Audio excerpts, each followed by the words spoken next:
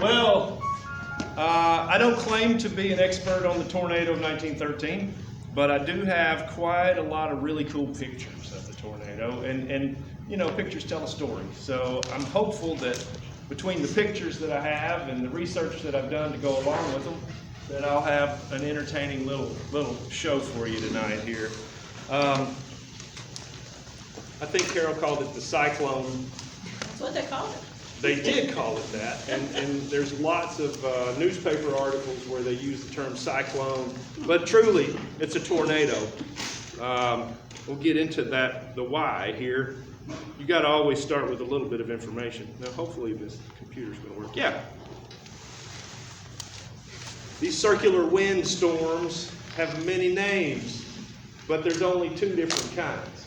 They're either starting over water or they're starting over land.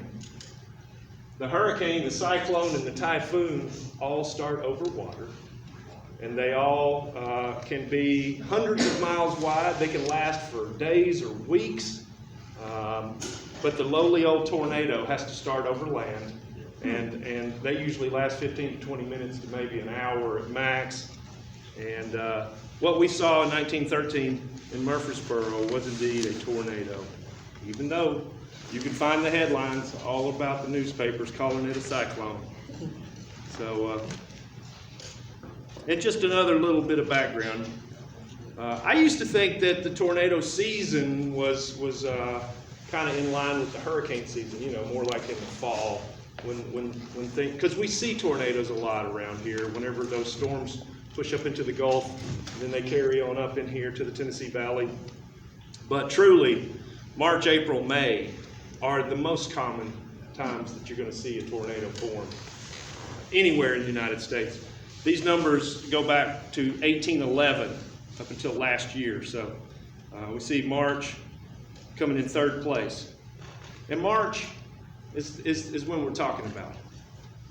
But oddly enough, Carol, we had a conversation a while back about deaths in these tornadoes. And it led me to need to change the title of this presentation. You didn't know you had such an influence. Talk to something. Well, I've changed it to the Rutherford County tornadoes of 1913. And I say tornadoes because I wrote in my postcard book, because I had some postcard images of this, that there were no deaths during the 1913 tornado, because I found multiple newspaper articles that said there were no deaths. There was just one man that was injured. He was sleeping in the livery stable on the north side of town, and the barn collapsed on him, and it broke his leg, and it smashed his face, and he lived through it. But Carol brought up this point last time we were out at a cemetery. She says, I know of a cemetery with 4 family members who were all killed during the tornado of 1913. I trust you. And I looked them up. And I found information about them. And what I've realized is we had 2 tornadoes in Rutherford County within a week of each other in 1913. There was the March 13th tornado and the March 21st tornado. And the family that perished was the March 13th, because every one of their tombstones, well, the one tombstone that's over all of them says so, that they died March 13th. So a little bit more digging led me to understand that 1913 was quite a year of weather events. It was not just these tornadoes. The Ohio Valley flood started off, I think it was the Ohio River through Kentucky, got to be 5 miles wide. It flooded outside of the banks so badly. Then the Illinois ice storm, a month later, knocked out, you know, we had telephone lines. They didn't say so much about power lines, but the telephone lines were down. You know, everything froze over, and then the windstorm came and just tore trees and houses and power lines apart. Then this central and southern regional storms and tornadoes, March 13th through 15th, literally 3 days worth of storms, and it wasn't just one tornado. It was about 5 or 6 separate tornadoes that came through at different places and just did tons of damage. Some of the newspaper reports claimed, you know, over 200 deaths associated with this band of storms. So that was the 13 where the family of 4 in Rutherford County got taken out. And then we have, just a week later, the storm that comes through Murfreesboro and hits the downtown square, which we will focus on here shortly, because that's the one I have all the beautiful pictures from. But then it just keeps on. I mean, the tornadoes weren't it. You got more tornadoes in Nebraska, this drought, heat wave. Death Valley registered the hottest temperature ever recorded that same year. The maritime disaster, the Great Lakes, there was like 40 inches of snow, and I forget exact 20 some odd ships had sank because of all of that. In November, yeah. Yeah, so what a crazy, crazy. 1913 was the year you probably just wanted to stay at home. Wouldn't have been a good year for crops either, Pettis.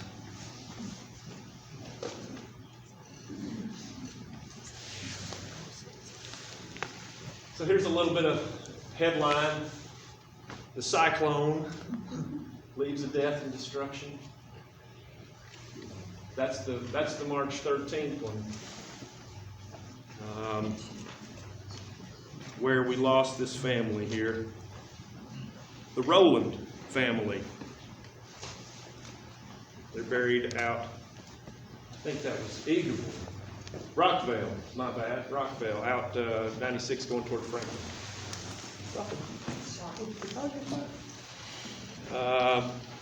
4 of the 5 family members were killed. It was reported at first that all 5 of them had died.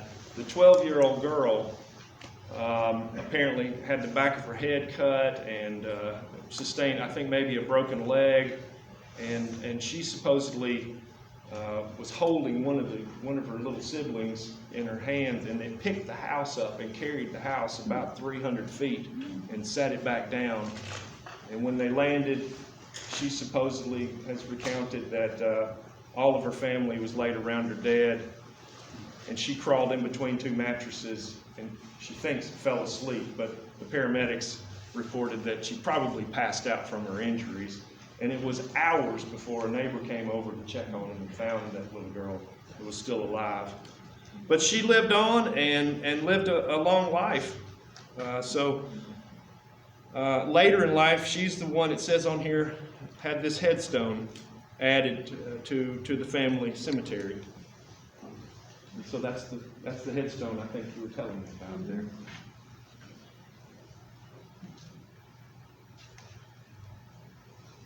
Honoring. Her name was Mamie Gray Rowland. She married an O'Brien. Oddly, Carol, there was a woman that posted on one of your, I still follow all your research, your Rutherford County Homes. You were posting about a house for sale the other day on Battle Avenue, and a descendant of this woman says that she felt like that house was purchased, or one of the neighboring houses was purchased for this Mamie Gray Rowland.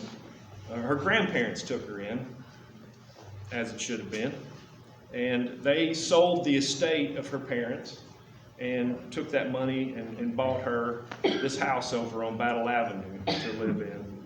Now, I haven't necessarily put that together, but it was, what timing? You know, I'm right in the middle of researching all this stuff, and somebody comes out of the woodwork to tell a story about this exact woman.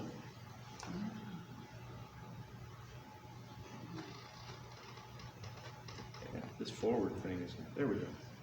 So March 21st, 1913 is the storm we're really here to talk about. This is the one that hit downtown Murfreesboro, the one that I'm most familiar with. It came at about 2 a.m. the morning of Friday, March 21st.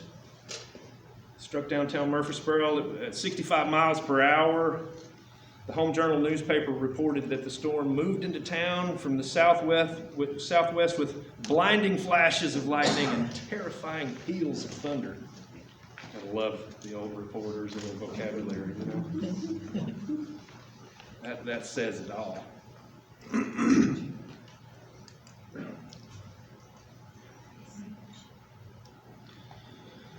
And this Nashville Banner headline, I kind of highlighted a spot here, but you really can't see it in this kind of magnification. But they reported that there were potentially 3 fatalities. But keep in mind, this storm hit at 2 a.m., and this is the day's paper that came out the same day. So they were really on the move, reporting whatever information they got as quickly as they could get it. It turns out that Hal Jones truly, according to other newspapers that I have found that were published in the days after, this Hal Jones was the only person injured in the storm as it went through downtown. Now, it may have gone into other counties, and it may have killed other people in other counties, but as far as I found, in Rutherford County, there were no fatalities from the storm. Again, you know, history's just as good as we can dig it out, though. We don't know for sure. I don't know for sure. I'm not saying without a question here. But he had a broken leg. C.C. Henderson, even in the story of Murfreesboro, reports on this tornado that Hal just had a broken leg from it. But it was later reported that he was injured far beyond that. Cracked his skull, broke his nose, changed his appearance forever after this. So, poor Hal.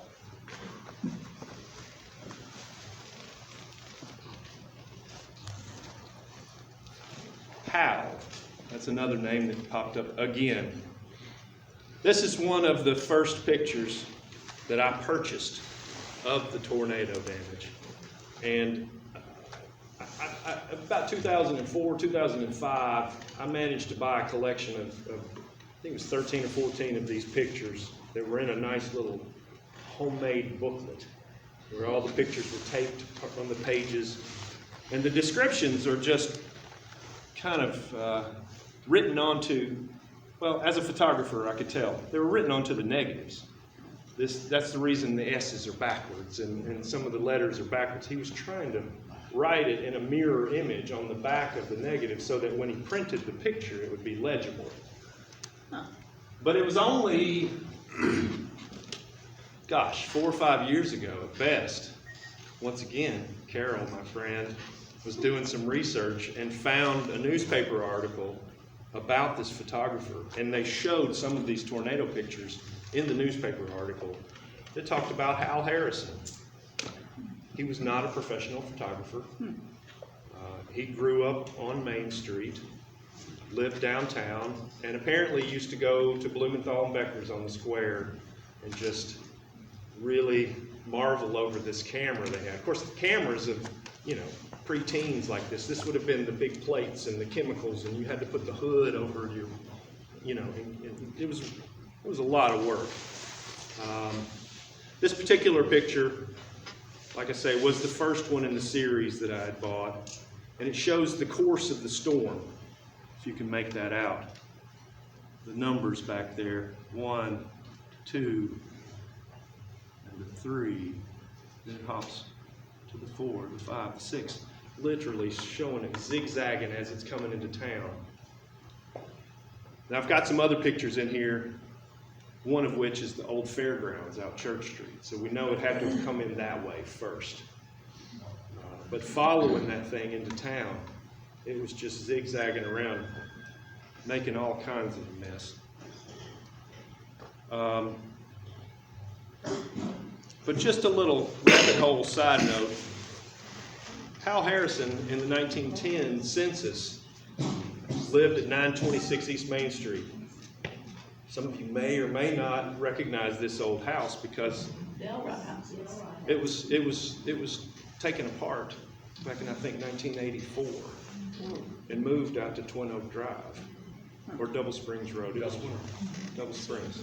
I actually visited this house when I was in high school. Mr. Boyd's daughters went to high school with me, and one of my friends was dating one of these girls, and I remember going to this house, and I had nothing else to do, so I said, I can tune your guitar, Mr. Boyd, if you want, while my buddy's hanging out with your daughters. You were the distraction? Yeah. Yeah, I was a good one, too. He had a really neat wood stove that heated his whole house out there. It was really neat. But But anyway, Hal Harrison lived here. In 1910, he would have been 17 years old, and so he would have already gotten that camera from Blumenthal and Becker's. That supposedly, there was in the article, Blumenthal gave the camera to him and said, just have fun with it, and you can pay me as you can. Oddly enough, Blumenthal and Becker were the store on the square who first started printing postcards, picture postcards. One of them was from Germany and immigrated here, and they sent the pictures, some of which Hal made, to Germany to create picture postcards. They mailed them back, and they sold them right out of the shop. So I don't know, but I could speculate maybe Hal started paying for some of this camera with some of the images he was taking. But one last thing about Hal that I just couldn't not add to this. After he moved away from home, sometime in the 20s, he bought a really neat craftsman-style home right about where the MTSU campus was, 1418 East Main Street. Lived there up until he passed away, and his wife sold the estate. Just so happens to be the place where they put the Center for Historic Preservation. MTSU bought it at that auction. And I don't know if Dr. West even knows this connection, you know? Like the guy who made all these historic, really awesome pictures of downtown Murfreesboro. He even had a series before the 13 tornado. There's a series from 1909 where he got on top of the courthouse and took pictures in every direction. Those pictures are hanging in the library. One of them has the old City Hotel over on the southwest corner. I've never seen another picture of that. I mean, he captured some of the earliest images of our downtown. So, what a weird coincidence. I love it. Had to add it here. It's gone now. Yeah, sadly, the Center for Historic Preservation was demolished last year. And they moved Dr. West back over to Peck Hall. I'm sure he's thrilled about that. Anyway, on to some tornado pictures. This is where it gets fun. Here's the fairgrounds picture.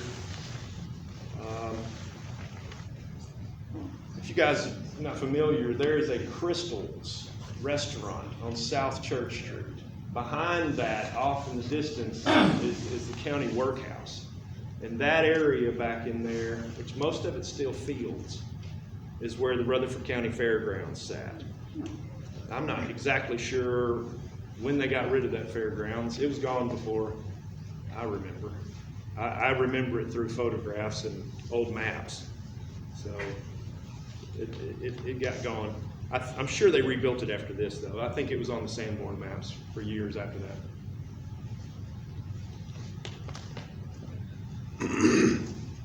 So as the storm enters the downtown area, it starts doing the most damage in the warehouse district.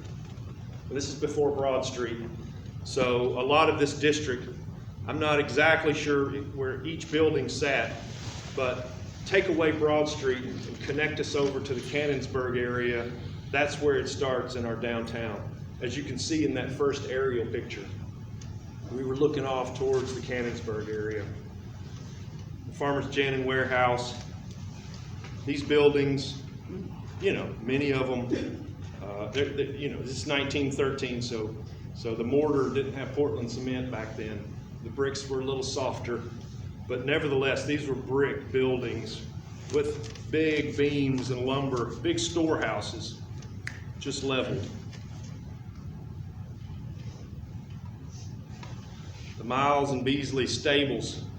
Again, the undeniable handwriting of old Hal there on these pictures. We know they're his because he had written on these negatives.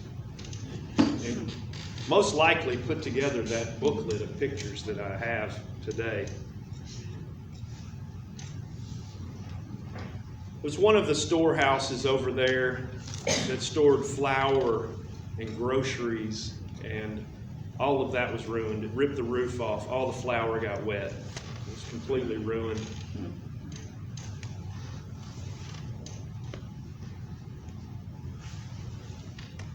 Womack Sale Barn. I think that one was on South Sevier. On the old map where I found a picture of this on the Sanborn map, you can see it was near where the creek crossed the road. So again, probably roughly where Broad Street's intersecting today. Some of those Sanborn maps really have good details and list exactly what was in the business, and sometimes they just say sale barn or barn.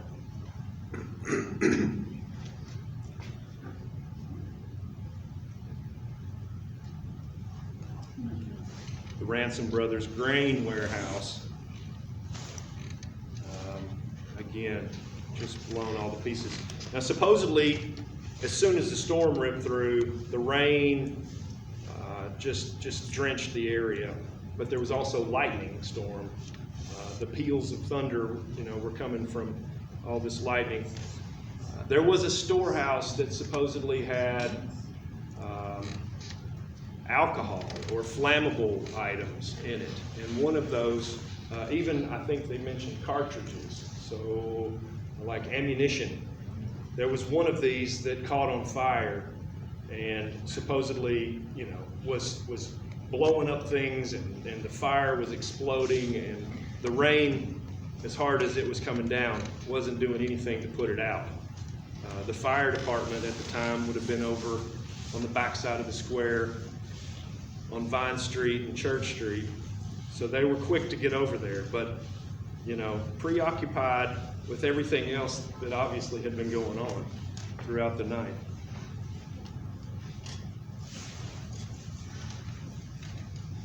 Pictures are a little grainy, but hopefully you can make them out.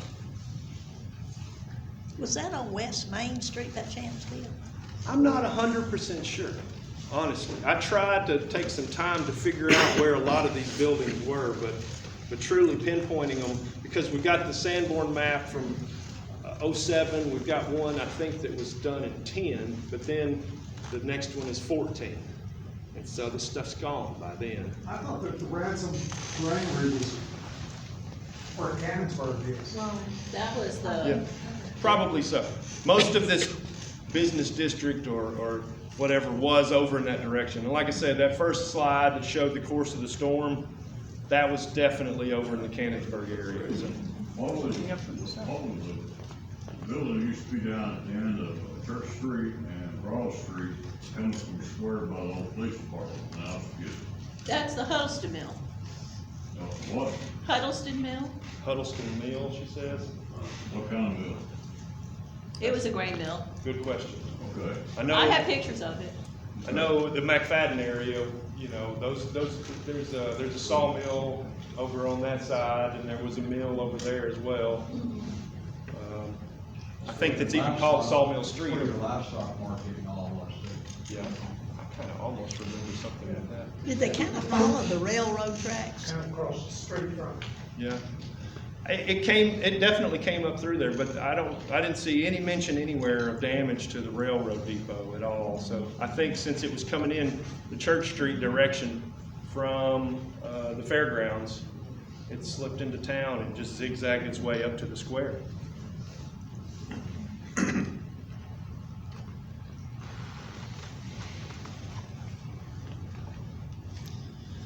This one is probably the most rare image. I've not seen that. I've never shared this. You're holding out. I'm holding out. As you put your images out there on the internet, they get shared about often more and more. And Morgan's Bell is near and dear to my heart. My first house I bought downtown was built by Morgan Bell Lumber Company, which became Bell Brothers Lumber Company soon after. The Bell was William Bell, the oldest son of the Bell jeweler family. He and his younger brother Cliff started Bell Brothers Lumber, and they were the preeminent source of lumber in town. And William, the older one, was also the architect for the firm. Probably, if you're not familiar with them, you probably really are familiar with their work, because not only most every craftsman house built in the teens, 20s, and 30s around downtown Murfreesboro, but also things like the health department, the hospital, the Central Christian Church, Many of the big prominent buildings that are still standing were designed and built by Bell Brothers Lumber Company. Being in real estate, I'm tickled to say I've sold Will Bell's house 3 different times. He lived at 205 North University. He passed away at a young age, a lot like his little brother. They left young widows behind, and of course back then women obviously didn't have rights to turn around and sell their house and do what they wanted. So they got life estates to be able to live in the house for free for the rest of their life. Much like Miss Bell on East Main Street next to Junior's. She lived there until she passed away just, 20 years ago, I guess. She was James Bell's wife. He was the youngest brother of the Bell brothers, and he took over the jewelry business when his dad passed away. I guess the jewelry business was stressful because most of these guys had massive heart attacks. Either that or maybe too much pork in the diet. I don't know. But Moggins Bell, I know their lumber yard was on Lytle, but I'm not certain where these were. But I can sort of tell. Let me see, I can put a pointer on this thing.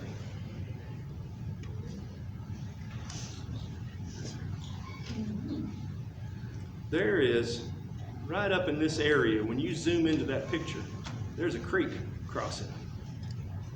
So again, this is prior to Broad Street.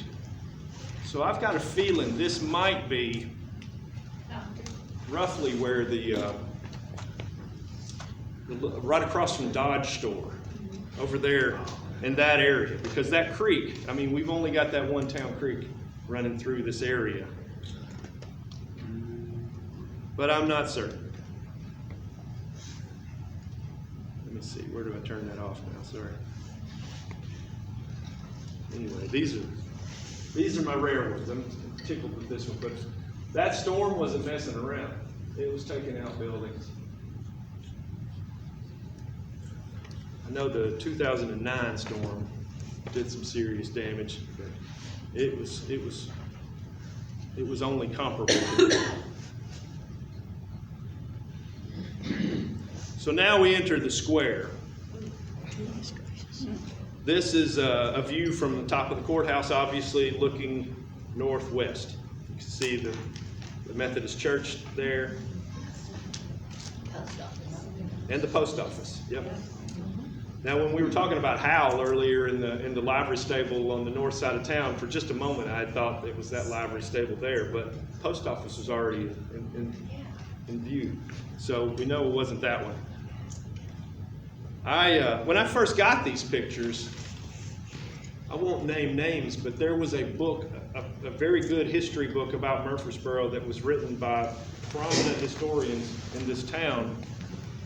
And it says in there that the cupola of the courthouse was damaged in the 1913 tornado and thus replaced with the new cupola that we see today.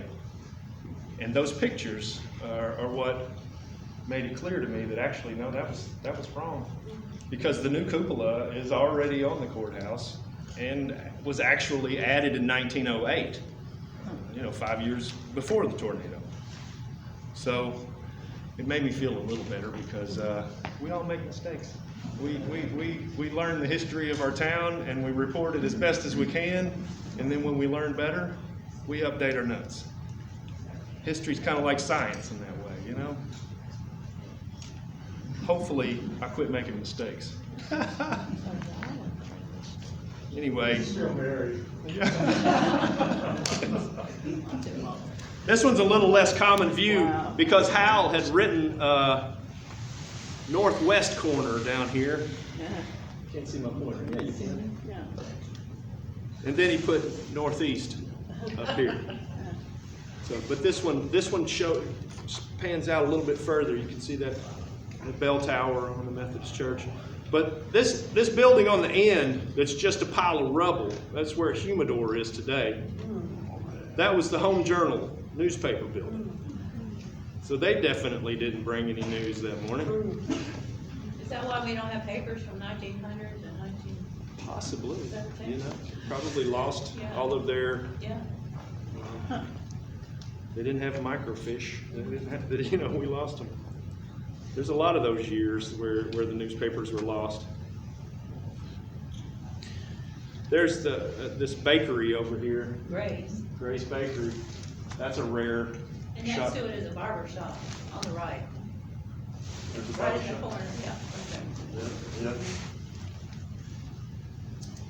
Not sure what the yellow is on the screen. That's where you stuck color with your cursor. Oh, did I do something? Yeah.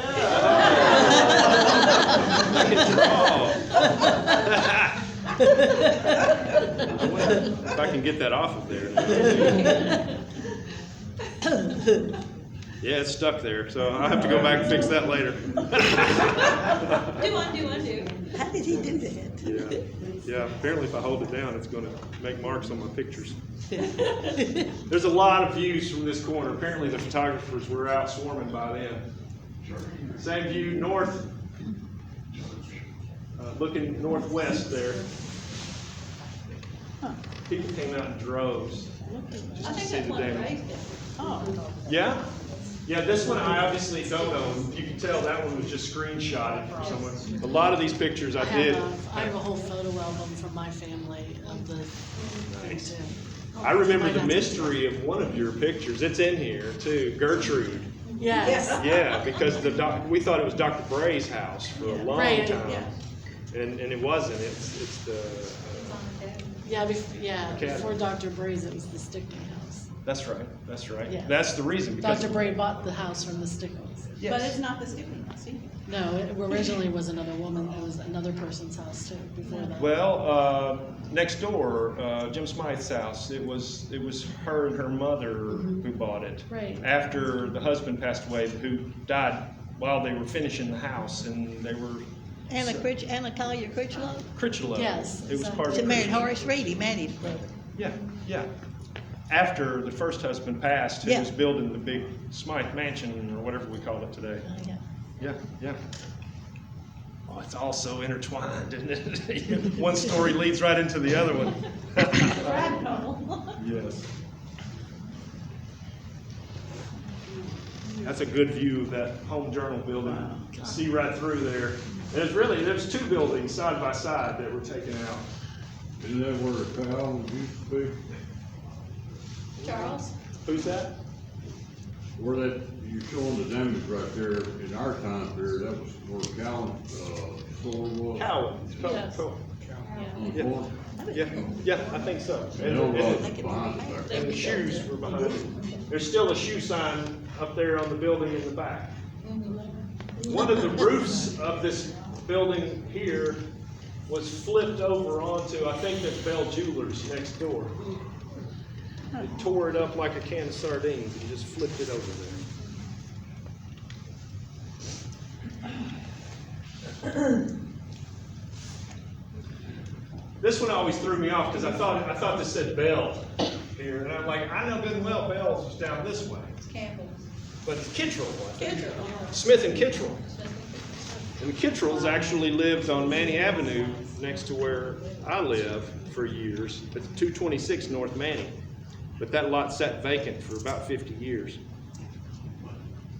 But that's pretty much the middle of the north side there.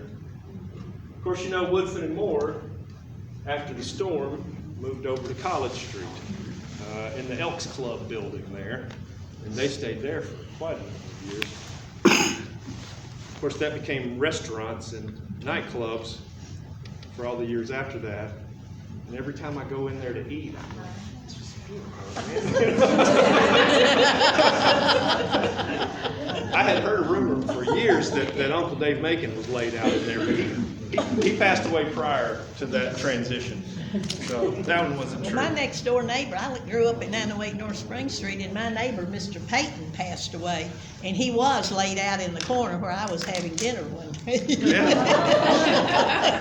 Trying to shut that memory down. Yeah. There was no air conditioning and it was very hot. Oh. I still remember that. Yeah, yeah. Nice. That's fun. Well, I basically just have a lot more great pictures for you. We're still on the north side. So many pictures taken of that north side. See, but you can see a little bit further down on this one. I think this may have been part of your collection It as is, well. Yeah. And I hope you don't mind that I Oh, put no, them she into told this. me. She Yeah, told me. good. She sent me a link. She's, no, our ancestry trees are linked together, so whatever I put on there, she steals normally, and I'm okay with it. I've managed to tie mine to I've managed to tie my tree to just about everybody in here. I'm like 17th cousins with Walter or something. You can dig too deep at some point, I think. Well, my husband's family's related to him too. Mom always said, be careful what you're digging for. You might find it.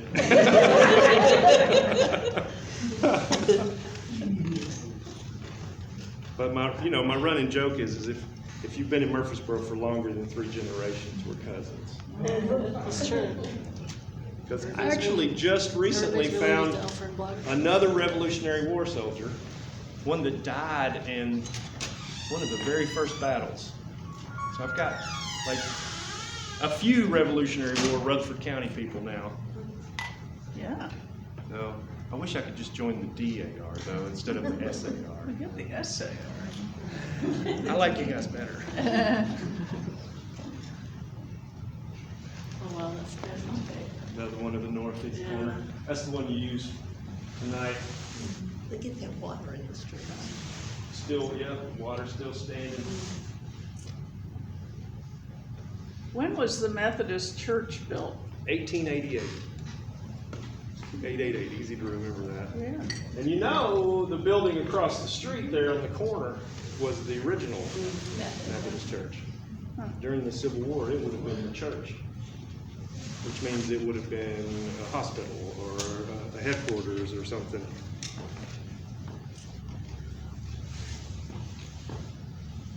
This one's specifically labeled as the Home Journal offices. Wow, they were Corner building They there. were smacked down. They sure were.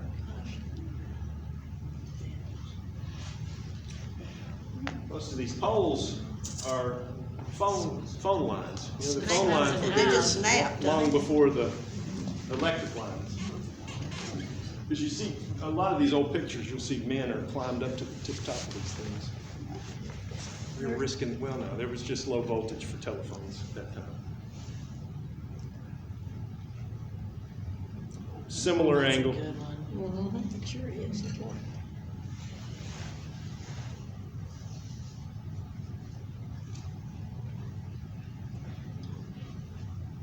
Now we're looking south, down Church That's Street. Goldstein's is back on. You get the Confederate monument still in its original location in 1913. It was moved soon after this. I think by 14, it was moved in its current location there. But there's that cupola. Yeah. That's interesting. Yeah. Now there was some damage to the brick on the top and supposedly to one side of the clock. But that's the original, or the second one, second cupola, the 1908. Here we are standing in front of the post office, similar view. It's the Barton and Ridley block, the 5 buildings that matched. They're on the north, I should say the eastern side of the square of East Main Street, north of East Main. It's crazy the things that, I was talking to somebody about the 2009 tornado earlier today. They were in the direct path of it over on Thompson Lane. The lady was in her office working. She ran into a records room to when the storm came through, ripped the roof off of her office. She said the roof's gone, there's all these things missing, but the checks that she had laid out on her desk were still all in order, just laying there perfectly. And that storm really did that same sort of thing here, It completely took buildings down to the ground, and yet other buildings are just fine. We'll get to the Presbyterian Church. There's a lot of pictures of the Presbyterian Church. Wow. Now, right after it obviously hopped past that Home Journal, made it past the Methodist Church, this was its next little spot that it hit. just for reference here, I added a picture of what it looked like before. Oh. I kinda like it better than today. Yeah, that's a beautiful building. We've got actually the Wendell family. I've managed to find records of when they were building this, and I gave Susan Daniel that booklet, and she transcribed it for the church. But we've got records of what the stained glass windows cost that they put in here, what the bell cost, what the paper hangers was charging. We've got really good detail of what it cost to build this. And bam, 1913, it's gone. I think they said it did something like $9,000 worth of damage. Yeah. I think the total, everything you see in all of these pictures was valued at $500,000 worth of damage. You couldn't replace one of those buildings now. Funny what 100 years will do, right? Oh, yes, that's a better. This is another one of the pictures that was in the little booklet of photos I got. Tree. Yeah, the trees are stripped. I read one account where they talked about chickens and pigs with no feathers or hair walking around bewildered after the storm. This one zooms in on the people a little bit here. Oh, look, That's Oh, my cool. goodness. look at the tree. I knew some of those people. Of course, you know the guy in the camera has the hood over his back. She's looking at him like, what are you doing here? Again, Big you old know, tree. speaking of it tearing one building down and not the other, Judge John Richardson's home next door, unscathed. He had to feel like a lucky man. It took the church out, but it missed him, you know? He was living right. Yeah, he must have been. Must have been.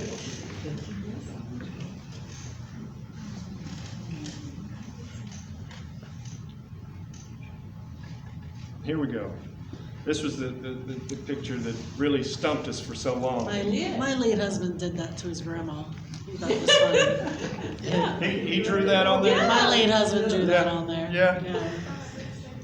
So Gertrude White, at the time, prior to marrying Stickney, prior to moving, this was like 2 years before she got married. This is the house at 223 North Academy? Yeah. Yeah, Gertrude Douglas. right next, this Yeah, she house was next actually- door was yeah. Alice Ray's old Yeah, house. she was actually Gertrude Douglas, the daughter of Lillian Lillard, and Lillian married Frank White. Okay, Lillian, of Lillard Lillian Farm Lillard. back there behind MTSU? Yeah, yeah. This was a very new house in 1913. I think it was literally built in 1913. So it was, of course, this is March, so it couldn't have been that early. It must have been 12 or something, but I think I recall seeing this one as a, The Pollards lived in that house next door when the tornado came. yeah. And Of they course, talked it's, about laying in the bed and the bricks falling from the fireplace on them, but they didn't die either. yeah. Of course, I called it Miss Alice Ray's house because I remember Yeah. her so much, but it's Yeah. really the Childress house. Yeah, it is. You know, James K. Polk's brother-in-law.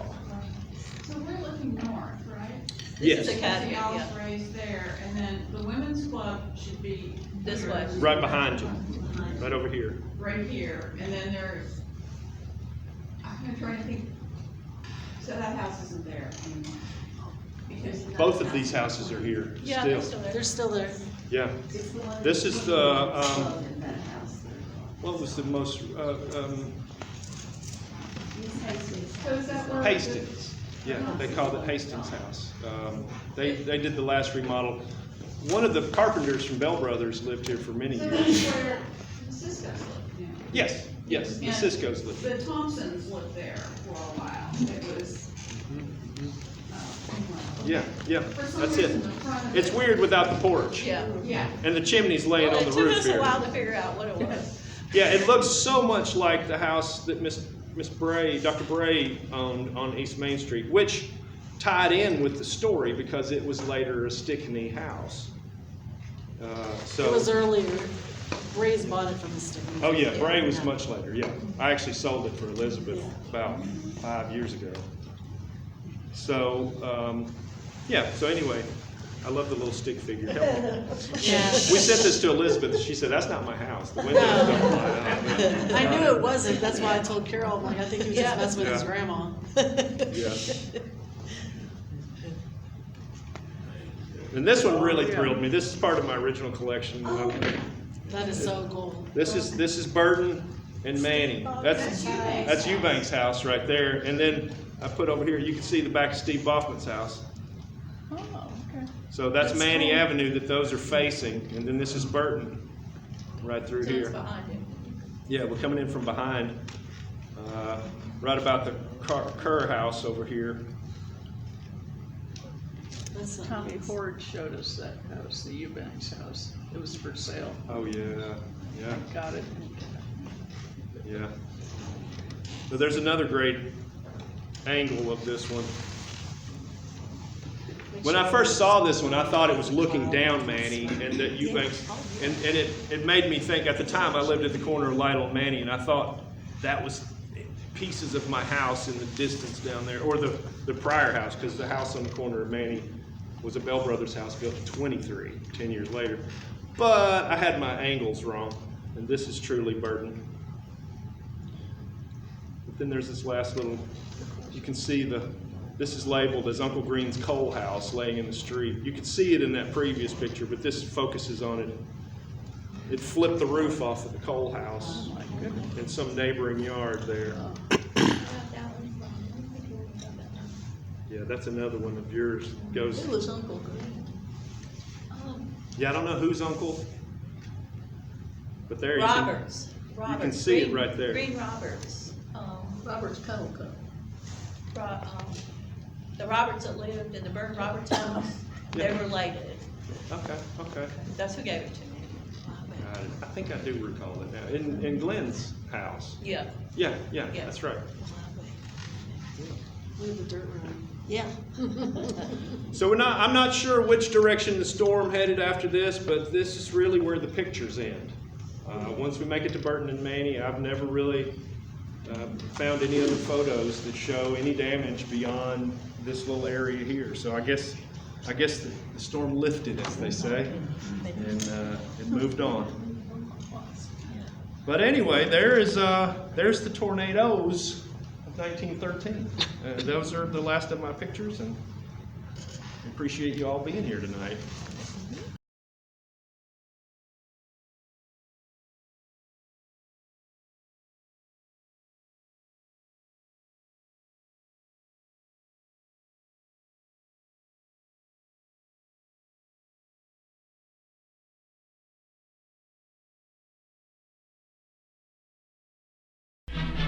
A JJV television production.